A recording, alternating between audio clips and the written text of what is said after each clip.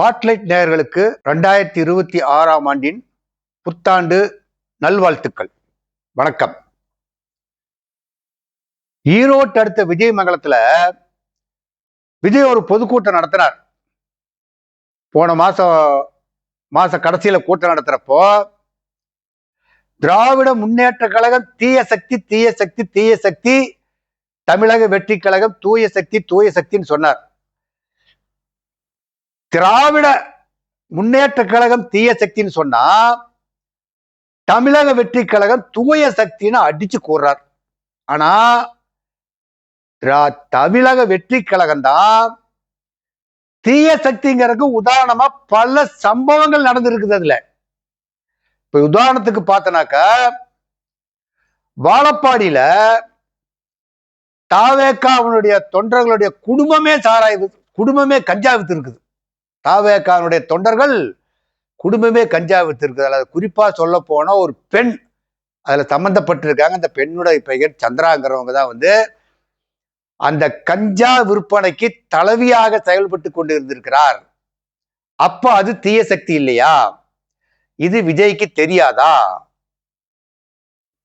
மறுபடியும் அந்த நாமக்கல் மாவட்டத்தில் இருக்கக்கூடிய ஒரு செயலாளர் செந்தில் நாதன் கூட்டப்பள்ளியில ஒரு பெண், ஒரு தாவேக்கா தொண்டர், தாவேக்காவினுடைய ஒரு முக்கிய பொறுப்பு வகின்ற பெண் வீட்டுக்குள்ள நைட்டு 11 மணிக்கு மேல உள்ள நுழைஞ்சு அந்த பெண்ணோட ஒன்றாக இருந்த ஊருக்காரனே சேர்த்து பட்டைய சாச்சி வெளியே முடிக்கிட்டு இருக்கிறார். இது நல்ல சக்தியா? அது ஒரு தீய சக்தி தான். கஞ்சா விற்கிறான் தீய சக்தி, பொம்பளை பொறுக்கிறான் தீய சக்தி. தாவேக்கால் இருக்கிறவன் தாவேக்காவில் இருக்கக்கூடிய ஒரு கூட்டம் நடக்கிறப்ப ஒரு தொண்டர் ஒரு போலீஸ் கையை பிடிச்சி கட்டி வச்சுட்டான். அது நல்ல சக்தியா? அதுவும் ஒரு தீய சக்தி தானே. இப்ப தாவேக்காவில் தூய்மையான கட்சின்னு சொல்லிட்டு இருக்கிறதுக்கு யோக்கியதையே கிடையாது. தூத்துக்குடி மாவட்டத்தில் இருக்கக்கூடிய அஜிதா ஆர்னல் அவங்க தாவேக்காவுக்காக வேண்டி மக்கள் இயக்கம் விஜய் ஆரம்பிச்ச காலத்திலிருந்தே பல லட்சம் ரூபாயை செலவு பண்ணி விஜயினுடைய கட்சியை அங்க பிரபலப்படுத்தினது அவங்கதான். ஆனா அவங்கள மாவட்ட செயலரை போடாம ஒரு காசு வாங்கிக்கிட்டு வேற ஒருத்தரை அங்க மாவட்ட செயலாளர் நியமிச்சிருக்கிறாங்க. அந்த மாவட்ட செயலாளர் நியமிச்சிருக்கிறப்ப பண கைமாத்து நடந்திருக்கு. பணம் வாங்காத நிச்சயமா புச்சி ஆனந்த் போட்டிருக்க முடியாது. அவர்தான் பொதுச் செயலாளர். அவர்தான் அந்த கட்சிக்கு பொறுப்பாளர்களே அறிவிக்கக்கூடிய தலைமையில் இருக்கிறாரு. அந்த பெண் அங்க போய் நின்றுட்டு கதறா. ஆனா அங்க பிரயோஜனம் இல்லை. உள்ளே உடமாடி அடிச்சு முடிக்கி விட்டாங்க.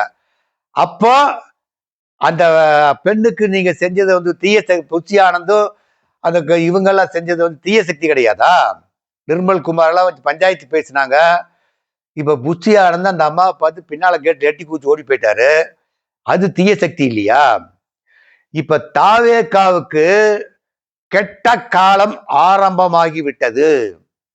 எப்படின்னு சொன்னா, போகாதே போகாதே என் கனவா பொல்லாத சொப்பனம் நானும் கண்டேன்னு ஒரு பாட்டு வரும். அந்த மாதிரி விஜயனுடைய கட்சி விழுப்புரத்துல கம்பி நிறுத்தறப்பே கொடிக்கம்ப சார்ஜ் கீழே விழுந்தது. அது ஒரு கெட்ட சகுனம். அதுக்கு பின்னால கரூர்ல நடந்த கூட்டத்துல 41 பேர் நசுங்கி செத்தான். அது ஒரு கெட்ட சகுனம் தான். இப்ப விஜய்க்கு கெட்ட சகுனத்தை கடவுளாக உணர்த்தி கொண்டிருக்கின்றார். உன்னுடைய கட்சியினுடைய நடவடிக்கை சரியில்லை, நீ கரெக்டா இல்லைங்கிறக்காக வேண்டி கடவுள் உணர்த்தி கொண்டிருக்கின்றார். ஆனால் அதையும் மீறி இப்ப 2 சம்பவம் நடந்துருச்சுங்க. இப்ப அதையும் மீறி மலேசியாவுக்கு போறார். மலேசியாவுக்கு போய் அந்த ஜனநாயகன் இசை வெளியீட்டு விழா முடிச்சுட்டு சென்னைக்கு வர்றாங்க. சென்னை விமான நிலையத்துல தொண்டர்கள் தள்ளி விட்டு கீழே விழுவுறார். அது ஒரு கெட்ட சகுனம் தான். விஜய்க்கு இதெல்லாம் கூட இருக்கிறவங்க எடுத்து சொல்லணும். இப்ப நாம ஒரு இடத்துக்கு போச்சுன்னா சகுனம் ஆயிடுச்சுன்னு சொல்லி அந்த போகக்கூடிய நிகழ்ச்சியை தவிர்த்து விடுவோம். இதுதான் தமிழ்நாட்டுல காலங்காலமா நடந்துரு. ஒரு இடத்துக்கு போறதுக்கு முன்னால ஒரு நல்ல நிகழ்ச்சிக்கு அதுக்கு போவாங்க. போறப்ப என்ன பண்ணுவாங்கன்னா, சகுனம் ஆயிடுச்சுன்னு சொல்லி போட்டு திரும்பி வந்துருவாங்க. இப்ப விஜய்க்கு கெட்ட சகுனத்துக்கு மேல் கெட்ட சகுனம் நடைபெற்று கொண்டிருக்கின்றது. இப்ப விஜய் எங்க போய் ஆப்பு வச்சு நிறுத்தியிருக்காங்கன்னு சொன்னா, டெல்லி சிபிஐ ஆபீஸ்ல ஆப்பு வச்சு நிறுத்தியிருக்கிறாங்க. இப்போ நிர்மல் குமார், ஆதவ் அர்ஜுன், இந்த புஷி ஆனந்தெல்லாம், அந்த கரூர் மாவட்ட செயலர் மதியழகன் எல்லாம் ஒரு சுற்று விசாரணையை முடிச்சுட்டாங்க. இப்போ விஜய்க்கு சம்மன் அனுப்புறதுக்கு சிபிஐ ரெடி ஆகியிருக்குது. விஜய் அங்க போறப்போ, நீங்க போறப்ப எழுதி வச்சு படிச்சுட்டு போவீங்க இல்லையா, அந்த பாட்சா அங்க பலிக்காது. அங்க போய் கேட்கிற கேள்விக்கு ஸ்பான்டேனியஸா பிரசன்ஸ் ஆஃப் மைண்ட்ல பதில் சொல்லணும். உங்களுக்கு பிரசன்ஸ் ஆஃப் மைண்ட்ல பதில் சொல்ற அளவுக்கு இல்லை. எழுதி கொடுக்கறவங்க என்ன எழுதி கொடுக்குறாங்களோ அதான் வச்சுக்கிட்டு சொல்ல போறீங்க. ஆனா சிபிஐ போட்டு உங்களை துருவி துருவி விசாரிச்சு உங்களை குற்றவாளின்னு சொல்லி நிரூபிக்கிறதுக்கு உண்டான என்னென்ன ஆவணங்கள் இருக்குமோ அத்தனை காப்பாங்க. ஆனால் உண்மையிலேயே குற்றவாளி நீங்க தான். இப்ப அதுக்கே அவர் மேல ஒரு காவல்துறை எஃப்ஐஆர் போட்டு இங்க தமிழ்நாட்டில் நடவடிக்கை எடுத்திருக்கணும். இப்ப அஜிதா 6 நாள தற்கொலைக்கு முயன்றதா சொல்லி அதுக்கு ஒரு எஃப்ஐஆர், அந்த அஜிதா 6 நாள் கிட்ட ஒரு கம்ப்ளைண்ட்டை வாங்கி அது ஒரு புகாரை பதிவு பண்ணி இருக்கணும். இப்ப விஜயனுடைய நிலைமை திரிசங்கு சொர்க்கத்தை விட மோசமான சூழ்நிலையாக இருந்து கொண்டிருக்கின்றது. இப்போ அதிமுகவுல ஜெயலலிதா இறந்ததுக்கு பின்னால் ஆட்சி அமைக்கிறதுக்கு உண்டானது இருக்கிறப்போ, சசிகலா அப்ப அந்த கேஸ் நடந்துகிட்டு இருக்கிறப்போ, அப்ப பிஜேபி என்ன பண்ணுச்சு, சசிகலா விடிஞ்சா முதலமைச்சர். ஆனா முதலமைச்சர் ஆகிறதுக்கு இல்லாம அவங்க பிஜேபியினுடைய கவர்னராக இருந்து கொண்டு இருக்கின்ற ராம்மோகன் என்ன பண்ணார்னாக்கா, அவர் அவர் பதவியேற்பு விழாவுக்கு டெல்லிக்கு ஓடிட்டார். 2 நாளுக்குள்ள அவருக்கு சசிகலாவுக்கு கோர்ட் உத்தரவு பெற 4 ஆண்டு ஜெயில் தண்டனை, ஜெயிலுக்கு போயிட்டாங்க. அதே மாதிரி விஜய்க்கும் நீங்க 2026 மே மாசம் நடக்கக்கூடிய தேர்தலை சந்திக்கிறதுக்கு சிபிஐயினுடைய அறிகுறியை பார்க்கின்ற பொழுது நீங்கள் வெளியே இருப்பதற்கு வாய்ப்பு இல்லை. அங்க ஏதாவது பிஜேபி நிர்பந்தப்படுத்தி எங்களோட கூட்டு சேருன்னு சொல்லி சொன்னா, நீங்க சொன்னீங்களே தூய சக்தின்னு சொல்லி, நீங்க பிஜேபி என்ன சொன்னீங்க, பாசிச கட்சின்னு சொன்னீங்க. நீங்க பாசிசமா பாயாசமான்னு திட்டினீங்க. நீங்க அவங்க நிர்பந்தப்படுத்தி நீங்க கூட்டு சேர்ந்தீங்கன்னாக்க உங்க கட்சி அந்த இடத்துல ஸ்திரத்தன்மையற்று யோக்கியங்கிற லிஸ்ட்ல இருந்து வெளியே போயிடும். இப்பவே அயோக்கியனா கட்சியில் சேர்ந்துட்டு இருக்கிறான். ஒவ்வொரு அயோக்கியனா தான் உங்க கட்சியில சேர்ந்துட்டு இருக்கிறான். நல்லவர்கள் கட்சியில சேர்றவங்கிறது கிடையாது. ஆதவர்ஜனில் இருந்து ஐஆர்எஸ் மோகன்ராஜ் வரலும் யாருமே ஊழல் இல்லாதவங்க கிடையாது. புஷியானதுல இருந்து ஊழல் பண்ணவங்க கட்சியில ஊழல்வாதி தான் இருக்கிறான். இப்போ நீங்க கரெக்டா இன்கம் டேக்ஸ் வருமான வரி கொடுக்கணும்னா நீங்க அடியாட்களை பவுன்சரா வச்சிருக்கிறீங்க இல்லையா, அவங்களுக்கெல்லாம் யார் சம்பளம் கொடுக்கறது? ஒரு 50 பேர் ஒரு 20 பேர் பெண்களை வச்சு 70 பேர்த்த வச்சு மேய்ச்சிக்கிட்டு உட்கார்ந்துருக்கிறீங்க. நீங்க இதுக்கெல்லாம் மத்திய அரசாங்க நடவடிக்கை வருமான வரித்துறை கரெக்டா கணக்கெடுக்கணும். கணக்கெடுத்து பண்ணிச்சுனாக்கா விஜய் ஒரே அமுக்கு அமுக்கிடுவாங்க. இப்ப மலேசியாவில் ஜனநாயகன் படையீட்டு விழாவுக்கு நீங்க சும்மா போய் பட அந்த இசை வெளியிட்டு வந்தீங்களா? மலேசியாவுடைய தொழிலதிபர் மிஸ்டர் மாலிக்ங்கிறவர்கிட்ட 10 கோடி ரூபாய் பணம் பெற்றுக்கிட்டு தான் நீங்க பணம் வாங்கிட்டு போய்தான் அந்த ஆடியோ லான்ச் பண்ணீங்க. அந்த இசை வெளியீட்டு விழாவுக்கு உங்களுக்கு 10 கோடி ரூபாய் பணம் பரிமாற்றம் செய்யப்பட்டது.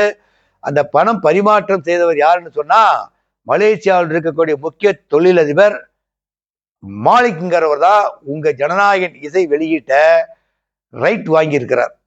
அதுக்கு பணம் பத்தலின்னு சொல்லி அந்த நிகழ்ச்சி நடத்துறதுக்கு உண்டான 2 கோடி செலவையும் அவர்களே கட்டிட்டு வந்துட்டீங்க. இப்ப அவருக்கு 12 கோடி ரூபாய் மொத்தத்துல அவருக்கு செலவு. இந்த லட்சணத்துல நீங்க மலேசியாவுக்கு போனீங்க இல்லையா, இந்திய நேரப்படி கிட்டத்தட்ட பார்த்தா 1 மணி இருக்கும். அங்க மலேசிய இசை வெளியீடு நடக்கிறப்ப அங்க கிட்டத்தட்ட 3 மணி இருக்கும். நீங்க நிகழ்ச்சிக்கு 1/2 மணி நேரத்துக்கு முன்னையே உட்கார்ந்துக்கிட்டீங்க. நீங்க கரூர்ல நீங்க அப்படி பண்ணி இருந்திருந்தீங்கன்னா சம்பவமே நடந்திருக்காது. நீங்க மலேசியாவில் போய் அப்படி பண்ணியிருந்தீங்கன்னாக்கா ஏர்போர்ட்லயே உங்களை வளைச்சு முடுக்கி விட்டுருவான். இப்போ இதுக்கு முன்ன திண்டுக்கல் லியோனி மலேசியாவில் ஒரு பட்டிமன்றத்துக்கு போறாங்க. அந்த நிகழ்ச்சி ஏற்பாட்டாளர்கள் ஒரு குறிப்பிட்ட டைம் சொல்றா, 10 மணிக்கு பட்டிமன்றம் ஆரம்பிக்குதுன்னு சொல்றாங்க. ஆனா இவங்கெல்லாம் மத்தியானம் அந்த டைம் தாட்டி 10 மணி தாட்டி ஒரு 12 மணி சுமாருக்கு அங்க மண்டபத்துக்குள்ள போறப்போ அங்க மலேசிய தமிழ்வாழ் மக்கள் அவங்கள உள்ள விடாம அடிச்சு வெளியே முடுக்கிட்டாங்க. நிகழ்ச்சியே நடத்தல. ஏன் நீங்க குறிப்பிட்ட டைமுக்கு வரல?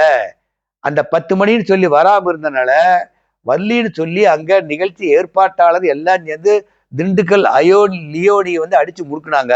நீங்க தமிழ்நாட்டுல போய் பண்ற ஊழல் மாற மலேசியாவில் பண்ணீங்களாக்கா ஒண்டை வெட்டி விட்டுருவாங்க. இப்ப நீங்க 26 எலெக்ஷனை சந்திக்கிறதுக்கு நீங்க கட்சியில வந்து களத்துல இல்லாதவன் சொல்லி என்னென்னமோ டைலாக் டிராமா எவ்வளவுதான் இல்லை, எழுதி கொடுக்கிற வசனத்துக்கு பஞ்சு டைலாக் அப்படியே பறக்குது, பஞ்சா பறக்குது பஞ்சு டைலாக். நீங்க 26ல தேர்தலில் ஒரு தொகுதி கூட வெற்றி வாய்ப்பு பெறுவதற்குண்டான அறிகுறியே தென்படலைங்கிறது பொதுமக்களுக்கு தெரியும். விசிலடிச்சு கூட்டம் கூடுவான். ஆனா கூட்டம் கூடுச்சுன்னா அவங்கள ஒட்டுமொத்தமா தமிழ்நாட்டில் இருக்கிற போற ஒட்டுமொத்தம் ஒரு மாவட்டத்தில் நடந்தா 15 மாவட்டத்துக்காரங்க வந்து குழுமறான். அவனை வச்சுட்டு அந்த மாவட்டத்துல கூட்டம் இருக்கிற சொல்லி நீங்க ஒரு பொய்க்கணக்கை காமிச்சுட்டு உட்காந்துருக்கிறீங்க. இன்னும் கட்சிக்கு நீங்க அவனை தேர்த்துற இவனை தேர்த்து வெளியே வேற மாற்று கட்சியிலிருந்து எவன் வந்தாலும் எல்லா அயோக்கி பசங்க தான் கட்சிக்கு வருவான். அப்ப நீங்க வந்து தூய சக்தின்னு சொல்லிட்டு ஊருக்குள்ள ஓட்டு கேட்கறதுக்கு போக முடியாது. உங்களை மானங்கட பேசுவா மக்கள். இப்ப தானே உங்களுக்கு கெட்ட நேரம் ஆரம்பிச்சிருக்குது. போக போக பாருங்க. நன்றி, வணக்கம். இந்த வீடியோ உங்களுக்கு பிடிச்சிருந்தா லைக் பண்ணுங்க, கமெண்ட் பண்ணுங்க, ஷேர் பண்ணுங்க, சப்ஸ்கிரைப் பண்ணுங்க.